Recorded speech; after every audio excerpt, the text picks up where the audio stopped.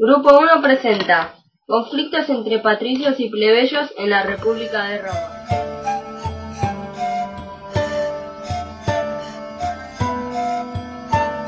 La historia de Roma durante el siglo V a.C. y gran parte del siguiente tienen como característica el conflicto que se produjo entre patricios y plebeyos. Estos eran dos sectores sociales en que se dividía la población romana. Debido a la expansión de Roma, se multiplicó la cantidad de plebeyos. Esa época fue caracterizada por las conquistas llevadas a cabo mediante guerras en las cuales los patricios, guerreros hasta el momento, necesitarían incluir a los plebeyos en el ejército. Estos aceptarían solo a cambio de más participación política.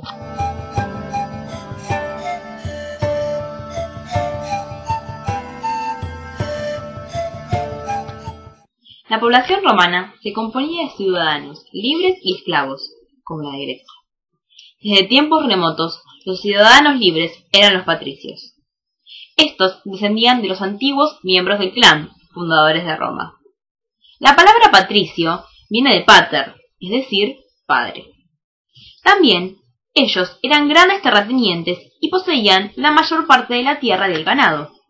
Estaba prohibido casarse entre sí, o sea, entre un patricio y un plebeyo. Los patricios monopolizaban las bancas del Senado y los cargos de la magistratura, excluyendo a los plebeyos de dichas instituciones. Los plebeyos eran pequeños campesinos, artesanos y comerciantes, siendo los ciudadanos comunes y formando la mayor parte de la población romana. Los plebeyos sufrían varias injusticias, como el tener que pagar impuestos más caros y la prohibición de la participación política.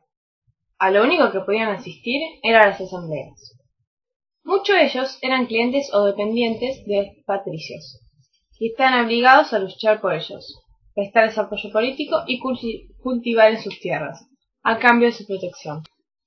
Además, se sentían víctimas de la parcialidad en los procesos judiciales.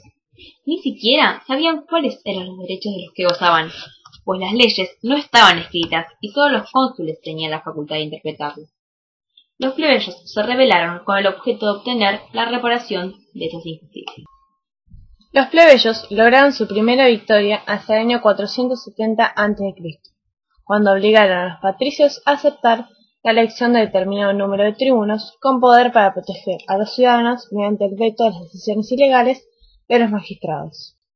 Luego lograron que codificaran las leyes alrededor del año 450 a.C. Así, se llegó a la publicación de la famosa Ley de las 12 Tablas.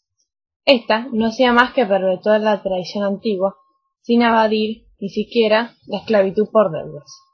Sin embargo, gracias a ella, el pueblo pudo conocer su situación legal y apelar a la asamblea, contra la condena a muerte por algún magistrado. Una generación más tarde, los plebeyos conquistaron el derecho a ser elegidos magistrados de segunda categoría. En el año 366 a.C. fue elegido el primer cónsul plebeyo. La última victoria de los plebeyos se produjo en el año 287 a.C. al aprobarse la ley Hortensia, la cual disponía que las medidas aprobadas por la asamblea tuvieran fuerza de ley, fuesen o no ratificadas por el Senado. No se debe interpretar erróneamente la importancia de estos cambios. No constituyeron una revolución para ampliar la libertad individual, sino solamente para restringir el poder de los magistrados y posibilitar para el ciudadano común una mayor participación en el gobierno. Senado. El Senado se reunía en la Curia Hostilia, luego en la Curia Julia o en un templo, convocada por un magistrado que la presidía, siendo las sesiones públicas para hacerse a puertas abiertas. No había días fijos, aunque se preferían los días festivos, el de las calendas, primer día de cada mes, las nonas, quinto día de cada mes excepto marzo, mayo, julio y octubre, que era el 7, o los idus, que era el día 13 de cada mes, excepto marzo, mayo, julio y octubre, que era el 15. La sesión se anunciaba por un edictum o heraldo, oficial de armas, y las resoluciones se tomaban entre la salida y la puesta del sol, previa consulta de los auspicios y ofrenda de un sacrificio. Las decisiones del Senado recibían el nombre de Senado Consultos. Sus funciones judiciales los facultaban para castigar a los magistrados, pudiendo separarlos de sus cargos. Entendían en las causas en que fueran acusados los ciudadanos por conjura contra el Estado o envenenamiento. Podían otorgar a los cónsules en caso de peligro amplios poderes, a través del Senado Consultum Ultimum, que es algo parecido a lo que en la actualidad se denomina decreto de necesidad y urgencia, para nombrar un dictador por un lapso que no podía sobrepasar los 6 meses. Tenían también a su cargo las relaciones exteriores. Magistratura. Se llama magistratura romana a la dignidad, cargo y conjunto de atribuciones con las cuales, en la antigua Roma, se investiga a un ciudadano para que desempeñara determinadas funciones relacionadas con la administración y dirección política de la ciudad. En la República Romana, el lugar del rey fue ocupado por 2 magistrados a los que se llamó primero pretores y luego cónsules. Según la tradición romana, la aristocracia, para evitar los abusos en que habían incurrido los antiguos reyes, estableció una serie de medidas limitadas al poder de los nuevos oficiales. Así, se dispuso que cada uno tuviera veto sobre las decisiones del otro, que gobernaran solo por un año, que las penas o castigos que impusieran pudieran ser apeladas ante las asambleas del pueblo y que, una vez terminado su mandato, fueran responsables por los actos contrarios a la ley que hubiesen podido cometer en su cargo.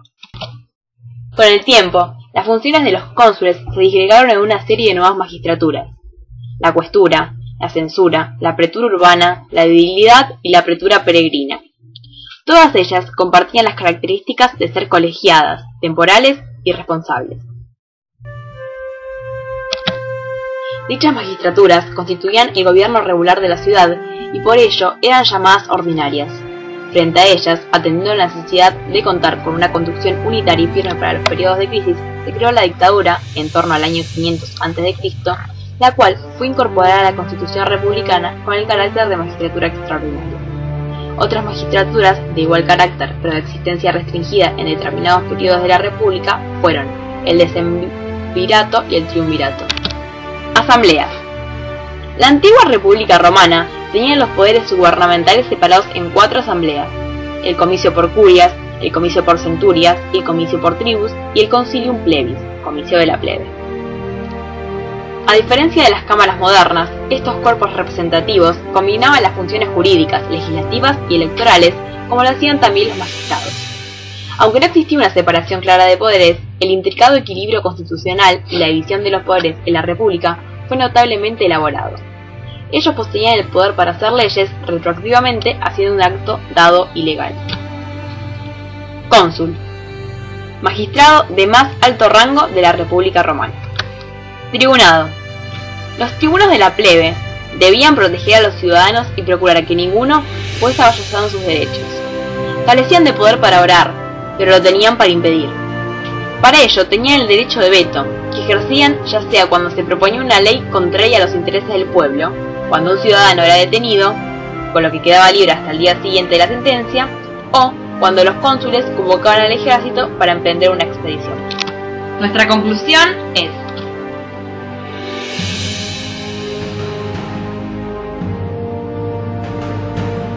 podemos concluir que los patricios fueron de gran importancia para el desarrollo social y político de Roma, como Estado, ya que fueron los fundadores de dicha ciudad e impulsaron a este pueblo a lograr grandes cambios en beneficio propio.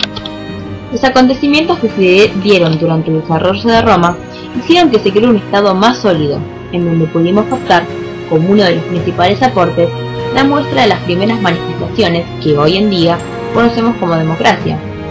Y esto gracias a los enfrentamientos que se dieron entre los patricios y los plebeyos. Estos también marcaron una muy importante manera de demostrar que los cambios a algo estatal pueden lograr un Estado sólido, justo, consciente y constitucional. Lo más importante de la conquista plebeya parte del año 494 a.C., cuando se organizaron políticamente al exigir el nombramiento de uno de los tribunos y sus magistraturas auxiliares, el edil plebeyo.